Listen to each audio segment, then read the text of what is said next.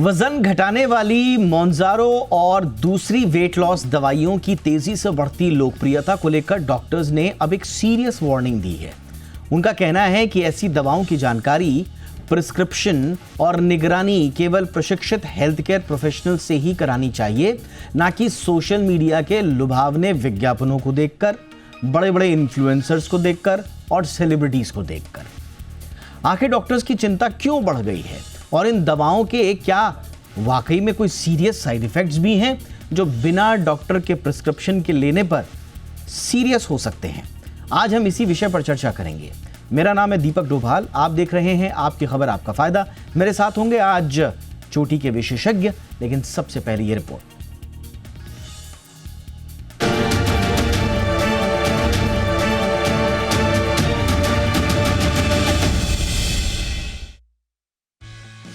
खुद को फिट और आकर्षक दिखाना किससे अच्छा नहीं लगता।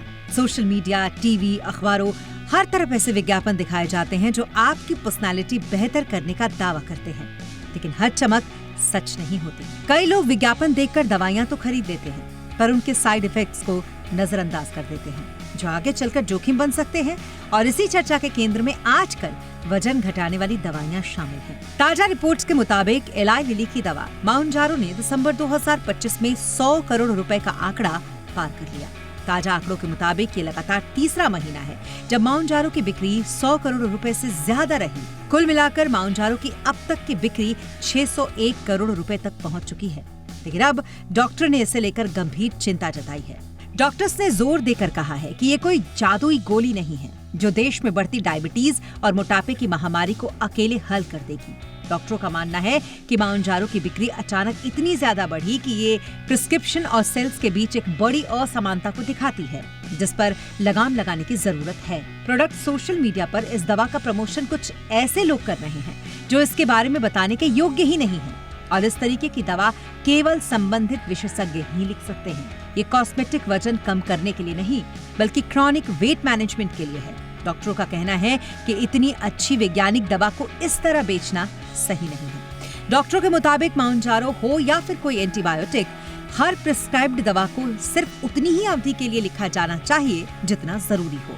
यही मेडिकल एथिक्स है और इसी पर अमल होना भी चाहिए। डॉक्टरों का ये मानना है कि मोटापे से जूझ रहे लोगों के लिए माउंजारो एक बेहद असरदार विकल्प बनकर उभरा है, लेकिन इसके गलत इस्तेमाल को रोकना बेहद जरूरी है। और इसका तरीका वही है, सिर्फ योग्य विशेषज्ञ ही ऐसी दवाओं को प्रिस्क्राइब करें। कई लोग इस दवा का इस्तेमाल कॉस्मेटिक के तौर पर कर रहे हैं, यानी जो जिम जाकर या डाइट कंट्रोल करके वजन घटा सकते हैं, वो भी इस दवा का इस्तेमाल धड़ल्ले से कर रहे हैं।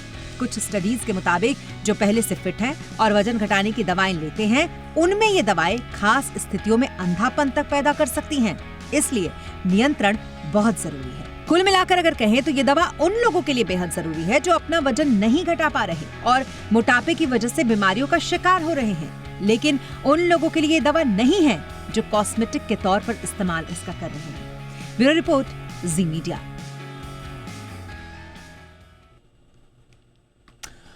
डॉक्टर विवेक बिंदल इस वक्त हमारे साथ जुड़ चुके हैं, डायरेक्टर हैं बैरियाट्रिक सर्जरी मैक्स हॉस्पिटल से। Doctor Bindal, good evening sir, बहुत बहुत स्वागत है आपका हमारे शो पे। डॉक्टर श्वेता बुदियाल हमारे साथ हैं, जानी मानी एंडोक्राइनोलॉजिस्ट हैं फोर्टिस हॉस्पिटल से।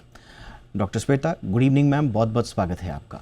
और हमारे साथ हैं डॉक्टर प्रत्यक्ष भारद्वाज, देश के जाने माने न्यूट्रिशनिस्ट हैं आप, बहुत बहुत स्वागत है डॉक्टर भारद्वाज आपका भी हमारे शो पे। डॉक्टर बिंदल, आपसे ही चर्चा की शुरुआत कर रहे हैं। ये जो भारतीय डॉक्टर्स और NHS लगातार इस मामले पे कंसर्न जाहिर कर रहे हैं कि जितनी ये दवाएं बिक रही हैं और जितनी प्रिस्क्राइब हो रही हैं, उसका आंकड़ा मैच नहीं कर रहा है, यानी कि कहीं ना कहीं ये बिना प्रिस्क्रिप्शन के लोगों तक पहुंच रही है। और आशंका ये जाहिर की जा रही है कि देखा देखी में और सुना सुनी में लोग इस तरह के दवाओं का इस्तेमाल कर रहे हैं। इसमें एक ब्रांड का जिक्र किया गया है, लेकिन मैं कहूँगा कि जितने भी ब्रांड्स को भारत में परमिशन मिल रही हैं या वेट लॉस से जुड़ी हुई हैं, ये लगभग सभी पर लागू होता है। तो इस पर आप क्या कहेंगे सर, कितना खतरनाक हो सकता है ये बिना डॉक्टरी सलाह के इन दवाओं के इस्तेमाल? जी बिल्कुल डोभाल जी, पहले मैं आपको बधाई दूंगा। It's a very important topic जो आज आपने लिया है। Thank you sir. और जो ये सारी मेडिकेशंस हैं ये एक तरीके से सेलिब्रिटीज से शुरू होके it has become more of a lifestyle drug, more of a medication to just lose fat, lose your weight. और इसको बिना प्रिस्क्रिप्शन के, बिना किसी मेडिकल रीज़न के बहुत सारे लोग ले रहे हैं। मेरे हिसाब से आज की डेट में जितना ये प्रिस्क्रिप्शन से चल रहा है उससे ज़्यादा ये नॉन प्रिस्क्रिप्शन तरीके से यूज़ हो रही है। और बहुत सारे ऐसे प्रैक्टिशनर्स भी इसे प्रिस्क्राइब कर रहे हैं जिनको इसके बारे में ज्ञान नहीं है। ये जो मेडिकेशंस हैं रिलेटिवली न्यू हैं, इसका एक लिमिटेड सेट ऑफ डेटा दुनिया भर में अवेलेबल है, कुछ साल का डेटा अवेलेबल है। इसके कई सारे ऐसे साइड इफ़ेक्ट्स हैं जो सोच के ध्यान रखते हुए ही इसे प्रिस्क्राइब करना चाहिए। इसके साथ हमें बहुत सारी चीज़ों का ध्यान रखना है, जैसे उदाहरण के तौर पे सार्कोपीनिया या मसल लॉस। जब हम फैट लॉस करते हैं तो साथ में हमारी मसल्स भी लूज़ होती हैं, और जो मसल लूज़ होती हैं वो हमारी कार्डियोवैस्कुलर, हमारी हार्ट हेल्थ के लिए बहुत ख़तरनाक है। लेकिन जो लोग इसे ओवर द काउंटर ख़रीद के लगा रहे हैं, वो उसके साथ जो एक्सरसाइजेस करनी है, जो सप्लीमेंट्स लेने हैं, जो प्रोटीन इंटेक चाहिए, जो मिनरल या मल्टीविटामिन इंटेक चाहिए, उसको फॉलो नहीं करते। उसके साथ जो आपका साइड इफ़ेक्ट्स इसके, जैसे थायराइड की अगर किसी को दिक्कत है, मीनिंग नॉट हाइपोथायराइडिज्म, बट किसी को अगर थायराइड कैंसर की हिस्ट्री है फैमिली में, मल्टीपल एंडोक्राइन न्यूप्लेजिया की हिस्ट्री है, कोई फीमेल्स जो ओरल कॉन्ट्रासेप्टिव पिल्स ले रही हैं, वो कोई ऐसे लोग जिनको पैंक्रेटाइटिस की हिस्ट्री है, ऐसे लोग जिनको डायबिटिक रेटिनोपैथी है, आंखों पे डायबिटीज़ का असर आ गया है, इन सारे लोगों को ये दवाइयाँ अलग तरीके से रिएक्ट कर सकती हैं, प्रॉब्लम कर सकती हैं। और ये बहुत बड़ा सबसेट है। जो मैंने अभी 4-5 तरीके के लोग बोले, अगर हम उन सबको देखें तो अराउंड 25-30% पॉपुलेशन हमारी इस कैटेगरी में फिट होती है। तो ये बहुत ध्यान से एब्सोल्युटली लेने वाली दवाइयाँ हैं। और ओवरऑल ये हो गया है कि अभी अगर एक कोई परिवार में जाके किसी डॉक्टर से दिखा के दवाई लेता है तो बाकी लोग उसी की प्रिस्क्रिप्शन को फॉलो करके अपनी दवाइयाँ लेनी शुरू कर देते हैं। It is and directly going to consumers, सीधा अपना विज्ञापन कंपनी अगर उपभोक्ताओं को करती है तो वो भी ठीक नहीं है। मेडिकल साइंस में कोई भी कंपनी कहीं पर भी ये अलाउड नहीं होता कि आप डायरेक्टली उपभोक्ताओं तक पहुंचे, क्योंकि बीच में there is a lot of information gap which is there. तो कुछ लोग ऐसी दवाइयां लेकर अपना नुकसान कर सकते हैं। बहुत इंपॉर्टेंट एक बात जो ऑब्जर्वेशंस हैं डॉक्टर बुदियाल, उसमें ये है मैम कि देखिए, ये ऑथोराइज्ड फार्मेसी से प्रिस्क्रिप्शन दिखाकर ही मोहनजारो को लाइसेंस तरीके से लेने की परमिशन मिली हुई है। अब अगर ये बड़े बड़े शहरों में, और मैं तो कहूँगा कि छोटे शहरों में भी, अगर स्पेशलाइज्ड डॉक्टर, एंडोक्राइनोलॉजिस्ट या ओबेसिटी क्लिनिक्स में न जाकर ये कहीं से भी अगर ली जा रही है, तो आपको क्या लगता है मैम कि कहाँ कहाँ लूपहोल्स हैं इसके डिस्ट्रीब्यूशन और सेल्स में? हमारे जो देश में हैं वो स्ट्रिक्ट रेगुलेशंस जो रहते हैं प्रिस्क्रिप्शन मेडिसिन डिस्पेंस करने के लिए फार्मेसी से, केमिस्ट से, उसके लिए जो रेगुलेशंस है वो उनमें और ज़्यादा स्ट्रिक्टनेस आने की ज़रूरत है। अगर आप वेस्टर्न कंट्रीज में देखेंगे, north American countries, European countries, जो प्रिस्क्रिप्शन मेडिसिन होते हैं उनको प्रिस्क्रिप्शन के बिना डिस्पेंस नहीं किया जाता है।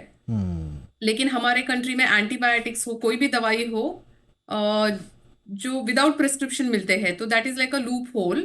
तो इस लूप होल पे गवर्नमेंट ने एक्शन लेना चाहिए, और it should be made strictly a prescription medicine, it's not over the counter medicine.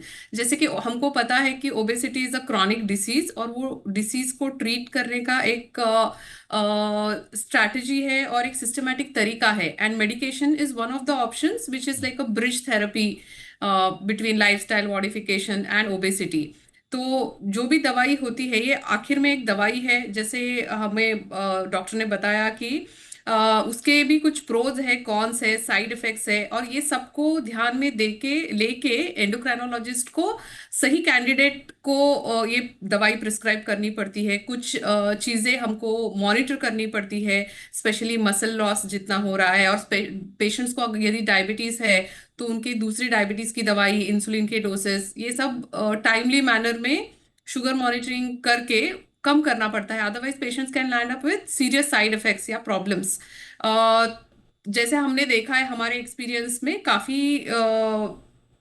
many times this medicine is prescribed by gym trainers, dietitians, other specialities also, जैसे कि जिनकी obesity या endocrinological disorders में कोई expertise नहीं है, ऐसे doctor या तज्ञ भी उसको प्रिस्क्राइब कर रहे हैं। तो कोई भी न्यू मेडिसिन होती है स्पेशली, तो उसका जो साइंटिफिक डेटा है, ट्रायल्स का आउटकम्स है, मेडिसिन डिसकंटिन्यूएशन के बाद वेट रीगेन के बारे में पेशेंट्स को क्या जानकारी देनी है, और वेट रीगेन नहीं होना चाहिए इसलिए उनको जो भी बिहेवियरल थेरेपी फॉलो करनी है, ये सब बहुत महत्वपूर्ण चीजें हैं। यदि हम ये नहीं करेंगे तो पेशेंट्स को बाद में दिक्कत होगी, they may face serious side effects.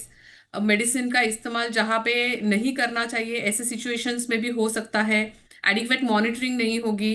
Third, patients जब दवाई डिसकंटिन्यू करेंगे, if they are not equipped to deal with weight maintenance, सब वेट वापस आ जाएगा, एंड प्लस दे उनमें वापस सार्कोपिनिया की भी प्रॉब्लम रहेगी। जी। तो आई थिंक बहुत सारे लूप होल्स है और गवर्नमेंट को ही एक स्ट्रिक्ट एक्शन लेना पड़ेगा ताकि ऐसे प्रकार की जो दवाई है बिना प्रिस्क्रिप्शन, और जो प्रिस्क्रिप्शन है वो कंसर्न एक्सपर्ट डॉक्टर से आना चाहिए, तो हम रेगुलेट कर पाएंगे कि ये मेडिसिन सही पेशेंट्स इस्तेमाल कर सकेंगे। अदरवाइज एक चिंताजनक चीज ये है कि आफ्टर वाइल जिनको जरूरत है शायद हो सकता है कि उनको ये दवाई ना मिले, जिनको अनकंट्रोल्ड डायबिटीज है, मोटापे की प्रॉब्लम है, they may have scarcity of medicine like absolutely ma'am. और ये अभी भी हो रहा है। देखिए ये जितनी भी जैब्स हैं अभी, ये काफ़ी, इनका एक तो प्राइस हाई है अभी। ठीक है, अभी जो एली लिली है वो सिमिलर एपेटाइट सप्रेसिंग ड्रग्स का पिल वर्जन के ट्रायल्स भी शुरू कर चुकी है, तो शायद उसकी पहुंच और ज़्यादा होगी। अभी तो चलिए ये महंगी है दवा, तो कुछ लोग ही इसे ख़रीद पा रहे हैं। अभी ओजेम्पिक ने भी एक कंपैरेटिवली कम प्राइस पे उसको लॉन्च किया है। तो अभी भी हम ये नहीं कह सकते कि जो गरीब आदमी है, जिसको वाकई में जिसको डायबिटीज़ है, जो अपने काम के बोझ के तले इतना मारा हुआ है बेचारा कि वेट लॉस मैनेजमेंट नहीं कर पा रहा है और उसको इस तरह के मेडिटेशन इंटरवेंशंस की आवश्यकता, उस तक तो ये पहुंच भी नहीं रही है।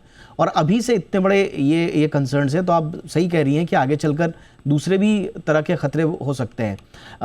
डॉक्टर प्रत्यक्ष भारद्वाज, अचानक से ये चलन पड़ा है, मतलब मुझे तो नहीं लग रहा है हिंदुस्तान में कि क्रोनिक वेट मैनेजमेंट के लिए, मेडिकेशन के लिए इसको इस्तेमाल किया जा रहा है। आई मीन इसकी हम जितनी भी स्टोरी सुन रहे हैं, मैं फिर बोलूँगा, मैं एक ब्रांड का नाम नहीं लूँगा यहाँ पे, तमाम जितनी भी ब्रांड्स हैं, हम जितनी भी उनकी वेट लॉस की कहानियाँ सुन रहे हैं, वो तो अच्छे खासे हमारे सामने सेलिब्रिटीज़ हैं। मुझे नहीं लगता है कि उनका कोई ऐसा कोई हेल्थ रिकॉर्ड है कि उनको कोई सीरियस इंटरवेंशन की आवश्यकता है वेट मैनेजमेंट की, लेकिन इस तरह की दवाओं के इस्तेमाल से वो अपना वेट लॉस कर रहे हैं। तो जिस बात का डर था कि कॉस्मेटिक चेंज के लिए इन दवाओं का इस्तेमाल नहीं होना चाहिए, भारत में दरअसल वही हो रहा है। दीपक जी, एक्चुअली यहाँ पे जो आपने अभी बात कही ना, देखो मैं पिछले 18 सालों से वेट लॉस इंडस्ट्री चला रहा हूँ, और इन 18 सालों में एक बड़ा की पॉइंट है कि जो एक्चुअली वेट लॉस करते हैं सेलिब्रिटीज, वो हमसे प्राइवेसी पॉलिसी साइन करवाते हैं कि उनका नाम कहीं इस्तेमाल ना किया जाए, और हम लोग उसे बकायदा साइन करते हैं कि हम उनका नाम कहीं भी हाईलाइट नहीं करेंगे, कौन हमारे पास से वेट लॉस कर रहा है। पर यहाँ पे जो एक की पॉइंट निकल के आता है, जैसे हमारे अदर डॉक्टर्स ने भी बोला कि this is kind of a indirect publicity. Celebrity बोल रहा है या नहीं बोल रहा, दैट इज वो सेकेंडरी। पर अगर जो कहीं भी बॉलीवुड का नाम लेके या किसी सेलिब्रिटी का नाम लेके कि इसने पर्टिकुलर पर्सन ने वजन घटाया, तो इसने जरूर इस नई ड्रग से ही वजन घटाया, इतना वजन ऐसे कभी घट ही नहीं सकता। ऐसी जो प्रमोशनल चीजें होती हैं ना, ये कहीं ना कहीं आम जनता को, क्योंकि आम जनता ना बड़ी, मैं आपको बताऊं, मतलब मैं सच बताऊं तो वो वेट लॉस को लेकर वो इतने शौकीन है लोग, क्योंकि ये कहीं ना कहीं उनके इमोशनली उनके साथ अटैच है। मोटापे से जब एक आदमी बचपन से सुनता आता है ना बुरी बुरी बातें, तो कहीं ना कहीं इमोशनल होता है कि उसे लगता है कि कहीं से भी कोई भी उम्मीद की किरण दिख रही है, तो शायद अगर जो उसे लगता है कि ये वंडर ड्रग मेरा वेट लॉस दे देगी, मैं आपको बताऊं लोग कर्जे ले लेके दवाइयां ले लेते हैं। तो ये जो इनडायरेक्ट प्रमोशन है ना, इसे रोकना जरूरी है। सोशल मीडिया जो है उसके द्वारा जो इनडायरेक्ट प्रमोशन है।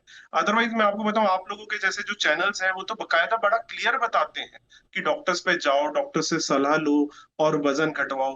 पर सोशल मीडिया पे अननोन पर्सन जिसे कुछ भी नहीं पता, वो किसी भी XYZ की फोटो दिखा के कि रोहित ने XYZ, इस आदमी ने ऐसा किया और इसने इंजेक्शन लगाया और इतना वजन घटा लिया, ये जो पॉलिसीज हैं इन्हें रोकना जरूरी है। बिल्कुल और इसके लिए मैं आपको एक और खास बात बताऊं, इवन आप ये देखो कि जो मेटा पॉलिसीज है, सोशल मीडिया की पॉलिसीज है, वो आफ्टर बिफोर की फोटोज को बकायदा रोकती हैं। पर Absolutely. फिर भी लोग आफ्टर बिफोर की फोटो देख के जो है सम्मोहित हो जाते हैं और कुछ भी मिलता है उन्हें अपना मार्केट में, वो उसे खरीद लेते हैं और कंज्यूम करना शुरू कर देते हैं, जिसकी वजह से फर्दर साइड इफेक्ट्स आ जाते हैं जो उन्हें पता भी नहीं होते, जो नहीं, इवन और टेस्ट से भी नहीं हम क्लियर कर बिल्कुल सही पाते कहा, कि बिल्कुल लोग क्यों बीमार हो रहे हैं। बिल्कुल उसके सही कहा पीछे सर का आपने, क्या कारण है? एब्सोल्युटली बिल्कुल सही कहा सर आपने। ये जो कंपैरिजन की जो फोटोज है ना आफ्टर बिफोर वाली, ये आप देखिए, इसको हेल्थ वे में पॉजिटिवली लेंगे तो ये बहुत अच्छी चीज़ है कि भाई एक मोटिवेशन मिलता है इंसान को। लेकिन अगर हम सोसाइटी को एक ऐसी अजीब सी परफेक्शन या बॉडी शेमिंग वाली मानसिकता की तरफ धकेल रहे हैं,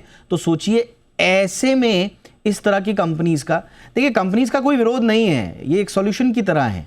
वेट लॉस जैब्स जितनी भी हैं, हमने यहाँ पे जो भी नाम ले रहे हैं और जो भी भारत सरकार द्वारा CDSCO द्वारा जो अप्रूव्ड जो ड्रग्स हैं, उनका कोई विरोध नहीं है। वो वेट लॉस, वेट मैनेजमेंट का सॉल्यूशन का एक हिस्सा है, लेकिन लाइफस्टाइल चेंज का रिप्लेसमेंट नहीं हो सकते। ये बड़ी प्रॉब्लम है हिंदुस्तान में। एक छोटे से ब्रेक के लिए मैं रुक रहा हूँ। ब्रेक के उस पार क्या करेंगे उन फार्मासिस्ट्स का, उन जिम्स, जैसा मैम ने भी अभी बताया, जिम्स में, ब्यूटी क्लिनिक्स में अगर ये जैब्स मिल रहे हैं या कल के दिन कुछ और भी दवाएं मिलनी शुरू हो जाएंगी या मिल भी रही होंगी ऑलरेडी, तो फिर गवर्नमेंट क्या कर सकती है इसमें, इस पर भी बात करेंगे एक छोटे से ब्रेक के बाद।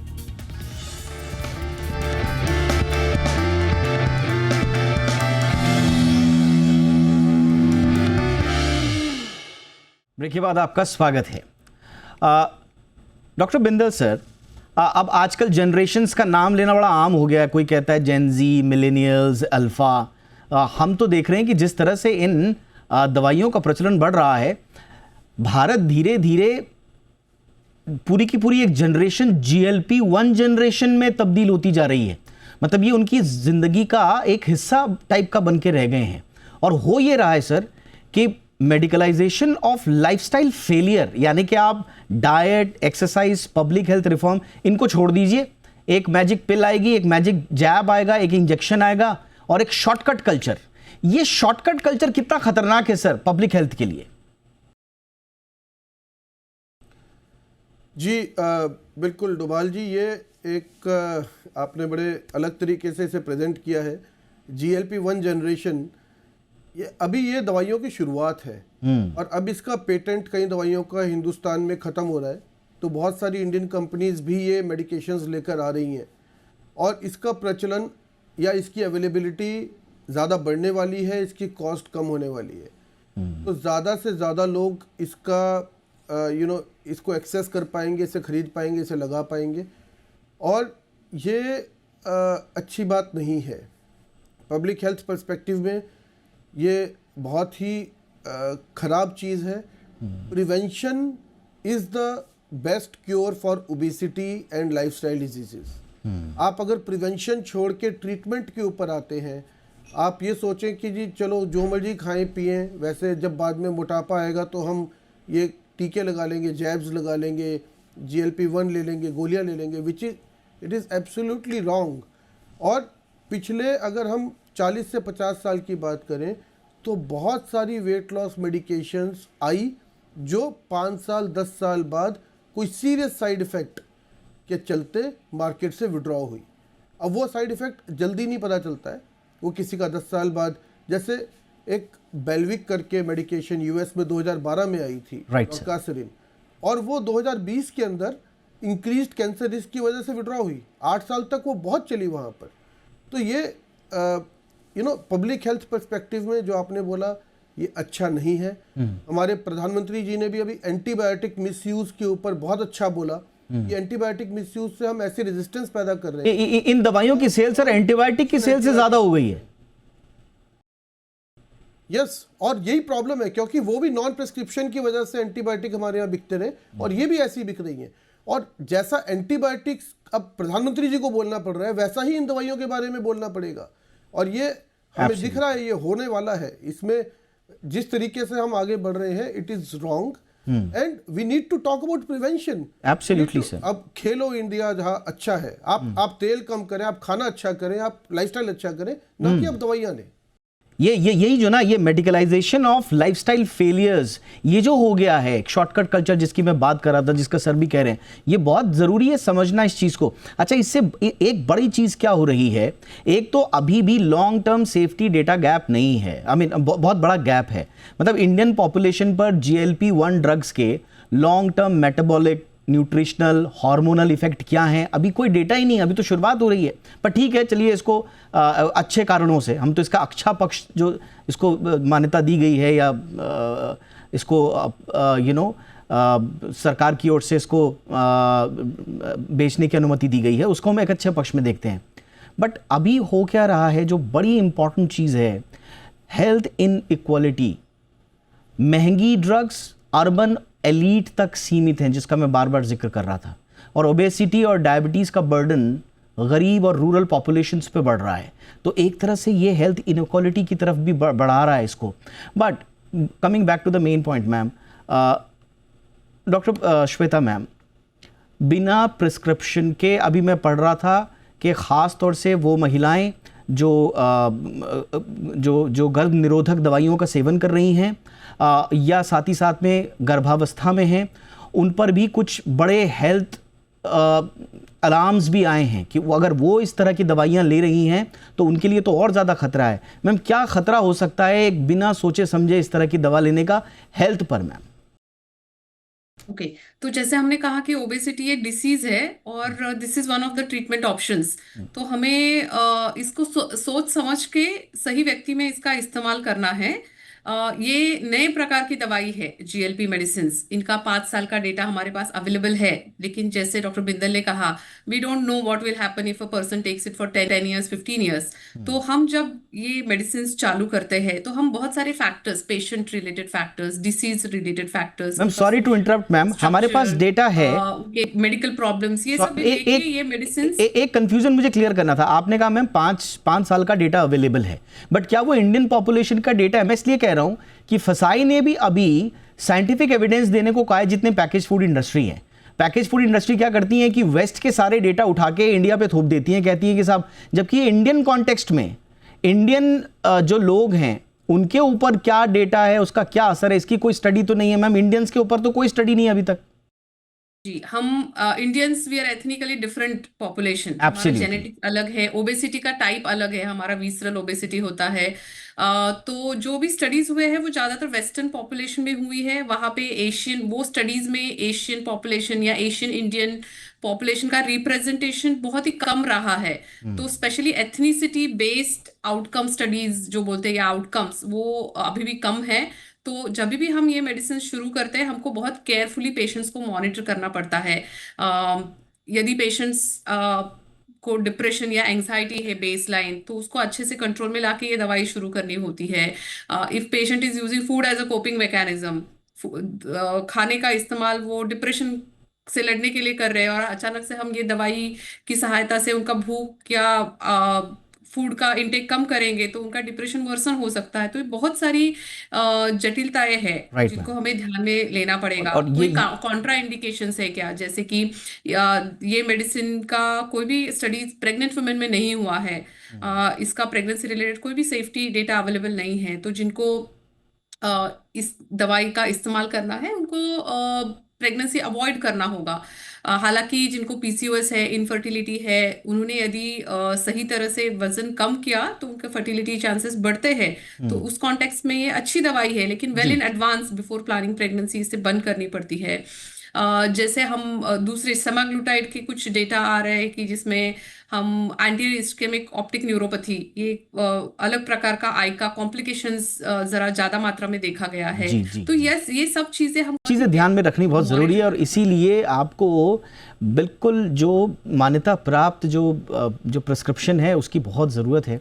बहुत संक्षेप में डॉक्टर भारद्वाज, ये मेडिकल ड्रग्स का जो एस्थेटिक वेट लॉस के लिए हेल्थ केयर प्रायोरिटी के तौर पर लगातार जो इस्तेमाल हो रहा है सर, ये पूरी की पूरी मेडिकल एथिक्स पर भी एक प्रश्न चिन्ह है, क्योंकि वो हमारे ही बीच के डॉक्टर्स हैं, प्रैक्टिशनर्स हैं, क्लिनिक्स में बैठे हुए ऑथोराइज नॉन ऑथोराइज प्रैक्टिशनर्स हैं जो इन दवाओं को बिना प्रिस्क्रिप्शन के, मैं बार बार कहूँगा बिना प्रिस्क्रिप्शन के साथ आ रहे हैं, चेकअप के साथ आ रहे हैं, बहुत अच्छी बात है, बट बिना प्रिस्क्रिप्शन के जो दे रहे हैं, हैंड ओवर कर दे रहे हैं इस तरह के ड्रग्स को, ये पूरी की पूरी मेडिकल एथिक्स पर भी एक प्रश्न चिन्ह लगाएगा सर। बिल्कुल ठीक बात है। बिना प्रिस्क्रिप्शन के ड्रग्स देना या बिना प्रिस्क्रिप्शन के उनको प्रोडक्ट्स को बेचना बिना किसी डॉक्टर की सलाह के, वो भी गलत है। पर यहाँ पे एक बात फिर मैं दोबारा जोर दे के कहूंगा, वजन घटाना जरूरी है, पर किस उसके मतलब जैसे कहते हैं ना कि वजन घटाने के लिए मैं अपनी जान जोखिम में नहीं डालना चाहूंगा। तो हमेशा इंसान को एक खुद को समझना जरूरी है कि वजन घटाने की जब प्रक्रिया में जाना चाह रहे हैं तो किसी अच्छे चिकित्सक, अच्छे सलाहकार से सलाह जरूर लें, क्योंकि वजन घटाने का एक बेसिक कॉन्सेप्ट है। हर आदमी के लिए वजन घटाने का तरीका अलग अलग होता है। वो उत्तर भारत का रहने वाला है, वो दक्षिण भारत का रहने वाला है, वेजिटेरियन है, नॉन वेजिटेरियन है, उम्र छोटी है, बड़ी है, जिसे कहते हैं कोई मेडिकल कॉन्सिक्वेंसेस तो नहीं है, किडनी प्रॉब्लम है, हार्ट डिजीज है या डायबिटीज है, नहीं है। ऐसा नहीं कि अगर जो एक आदमी टमाटर खा के उसे सेहत को फायदा हो रहा है तो सारी दुनिया टमाटर खाएगी तो फायदा होगा। इसीलिए चिकित्सक हैं, इसीलिए डॉक्टर्स हैं, तो डॉक्टर्स की सलाह लेना 100% जरूरी है। ऐसा नहीं कि मैं इंटरप्ट कर रहा हूँ, समय इतना ही है। जाते जाते हम एक बार डिस्क्लेमर ज़रूर ये दे दें कि किसी ब्रांड के ख़िलाफ़ हम नहीं हैं, किसी भी अप्रूव्ड दवा के ख़िलाफ़ हम लोग नहीं हैं, लेकिन मेडिकल इनोवेशन है ये इस तरह की दवाएं हमारे बीच में बहुत अच्छी हैं, इनोवेशन बन के आई हैं, लेकिन उनका लाभ तभी मिल पाएगा जब स्ट्रॉन्ग रेगुलेटरी ओवरसाइट हो, वरना ये कब हेल्थ हैज़ार्ड बन जाएंगे बिना प्रिस्क्रिप्शन के, यू नेवर नो। तो इसलिए हम सतर्क करना हमारा मकसद था, किसी ब्रांड या दवा के खिलाफ हम ये शो नहीं कर रहे थे। इस डिस्क्लेमर के साथ बहुत बहुत धन्यवाद आप तीनों का वक्त निकालने के लिए। Doctor Bhardwaj, thank you so much sir. Doctor Shweta Budiyal, thank you so much ma'am. Doctor Vivek Bindal sir, शुक्रिया सर आपके समय के लिए। शो में इतना ही, इजाज़त दें, नमस्कार।